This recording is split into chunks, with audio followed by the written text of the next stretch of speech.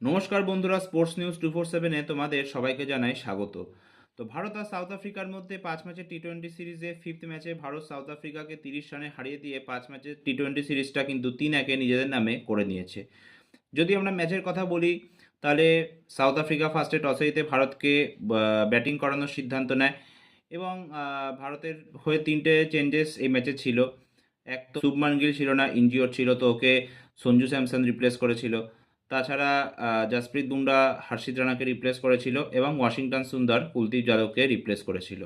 যাই হোক, ভারত ব্যাটিং করতে নামলো এবং অনেক দিন বাদে অভিষেক শর্মা সঞ্জু স্যামসন একসাথে ব্যাটিং করলো এবং ভারতের কিন্তু একটা খুব ভালো শুরু হয়েছিল। ফার্স্ট উইকেটে 64 রানে একটা পার্টনারশিপ হয়েছিল, বাট তারপরে অভিষেক শর্মা 21 বলে 34 স্কোর করে আউট হয়ে যায় এবং ছোটোখাটো একটা পার্টনারশিপ হয়েছিল তিলক ভার্মা আর এখানে তোমার সঞ্জু স্যামসনের মধ্যে।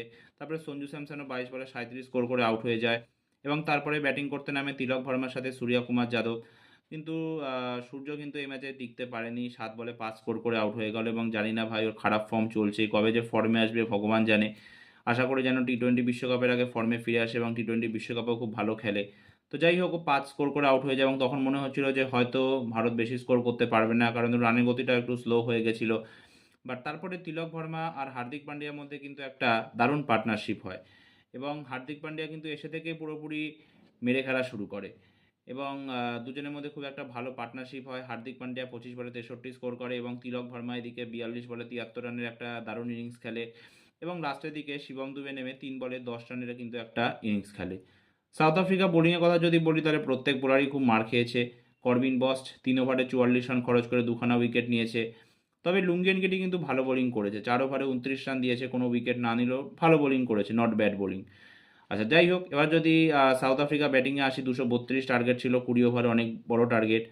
তবে সাউথ আফ্রিকার শুরু কিন্তু বেশ ভালো হয়েছিল। কুইন্টন ডিকক এবং রিজা হেন্ড্রিক্স দুজনেই কিন্তু ভালো শুরু দিয়েছিল। মেনলি কুইন্টন ডিককেরই কন্ট্রিবিউশন ছিল, প্রথম 4 ওভারে 52 রান করে ফেলেছিল এবং 6 ওভার অবধি সাউথ আফ্রিকা কিন্তু কোনো উইকেট হারায়নি এবং তারপরে বরুণ চক্রবর্তী এসে রিজা হেন্ড্রিক্সের উইকেট কিন্তু তুলে নেয়। 12 বলে 13 স্কোর করে রিজা হেন্ড্রিক্স আউট হয়ে যায়। আমি একটা জিনিস বুঝে পাই না যে রিজা হেন্ড্রিক্স কীভাবে ম্যাচের পর ম্যাচ লাগাতার সুযোগ পায়। মানে এই প্লেয়ারটা শুধু দেখি পাকিস্তানের এগেনস্টেই পারফর্ম করে, তাছাড়া কোনো টিমের এগেনস্টে পারফর্ম করতে পারে না। ভারতের এগেনস্টে তো করতেই পারে না পারফরমেন্স এবং এই ম্যাচেও তাই হলো, সেম। এবং একে বলা যেতে পারে যে সাউথ আফ্রিকার শুভমান গিল। এই প্লেয়ারটা যে কবে পারফর্ম করবে ভগবান জানে। যাই হোক, 12 বলে 13 স্কোর করে আউট হয়ে গেল। কুইন্টন ডিকক কিন্তু লাগাতার রান বানিয়ে যাচ্ছিল এবং তার সাথে যোগ হয়েছিল ডেওয়াল ব্রেভিস। দুজনের মধ্যে খুব একটা ভালো পার্টনারশিপ হয়। 10 ওভার অবধি সাউথ আফ্রিকা 118 রান স্কোর করে ফেলে এক উইকেট হারিয়ে এবং সেই সময় 10 ওভারে 114 রান দরকার ছিল এবং দুজনেই কিন্তু খুব মেরে ব্যাটিং করছিল। ভয় লাগছিল যে হতে পারে সাউথ আফ্রিকা চেস করে দিতে পারে 232, কোনো ব্যাপার নয়। বাট তারপরেই কিন্তু বুমরা এসে পুরো কাঁপিয়ে দিল। প্রথমে কুইন্টন ডিককের উইকেট নিয়ে নিল, তারপরে হার্দিক পান্ডিয়া এসে ডেভল ব্রেভিসের উইকেট নিয়ে নিল এবং তারপরে বরুণ চক্রবর্তী এসে 2 বলে 2খানা উইকেট নিয়ে নিল এবং মোটামুটি ভারতের জয় কিন্তু ওখানেই সুনিশ্চিত হয়ে গেছিলো। তারপরে সাউথ আফ্রিকা বাকি ব্যাটসম্যানরা পরপর আসছিল যাচ্ছিল, সেরকম কেউই তেমন কন্ট্রিবিউট করতে পারেনি এবং রানের গতিও খুব স্লো হয়ে গেছিলো। বাট যাই হোক, পুরো 20 ওভার ওরা ব্যাটিং করেছে, 201 স্কোর করেছে 8 উইকেট হারিয়ে এবং ভারত কিন্তু 5 ম্যাচের টি-20 সিরিজে 3-1-এ জিতে গেছে এবং ভারতের টি-20 আইতে যে এই অবিশ্বাস্য ফর্ম, এটা কিন্তু চলছেই। মানে একটা আমি রেকর্ড দেখছিলাম যে 2023-এ ভারত যে ওয়েস্ট ইন্ডিজের এগেনস্টে টি-20 সিরিজটা হেরেছিল, তারপর থেকে আমরা টোটাল 57খানা ম্যাচ খেলেছি এবং 48টা জিতেছি, 6টা হেরেছি আর 3টে ম্যাচ হচ্ছে ড্র হয়েছে এবং তার মধ্যে আমরা এশিয়ান গেমস জিতেছি, টি-20 ওয়ার্ল্ড কাপ জিতেছি এবং টি-20 এশিয়া কাপ জিতেছি। তো আশা করি এটাই যেন পরের বছরের শুরুতে ওই ফর্মটা অব্যাহত থাকে আমাদের, নিউজিল্যান্ডকে হারাতে পারি সিরিজ এবং তারপরে টি-20 ওয়ার্ল্ড কাপটা যেন নিজেদের ঘরের মাঠে জিতে টি-20 ওয়ার্ল্ড কাপ ডিফেন্ড করতে পারি, কারণ আজ অবধি কিন্তু কোনো টিম টি-20 ওয়ার্ল্ড কাপ ডিফেন্ড করতে পারেনি।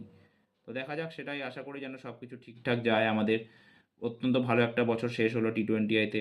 এই বছর আমরা টোটাল 21টা ম্যাচ খেলে 16টা জিতেছি, 3টে হেরেছি আর 2টো ম্যাচ হচ্ছে নো রেজাল্ট হয়েছে। দেখা যাক এখন পরের বছরের রেজাল্ট কেমন হয়। আশা করি যারা অফ ফর্মে আছে সবাই যেন ফর্মে ফিরে আসে টি-20 বিশ্বকাপের আগে, নিউজিল্যান্ড সিরিজটা খুব ভালো খেলে। তো এই ভিডিওটা এতটাই। ভালো লাগলে প্লিজ ভিডিওটা লাইক, শেয়ার আর চ্যানেলটা সাবস্ক্রাইব করতে ভুলবে না। ভিডিওটা কেমন লাগলো প্লিজ কমেন্ট করতে ভুলবে না। তোমাদের রায় কিন্তু কমেন্ট সেকশনে জানাতে একদম ভুলবে না। তবে একটা নতুন ভিডিও নিয়ে তোমাদের সামনে আমি উপস্থিত হব। ধন্যবাদ।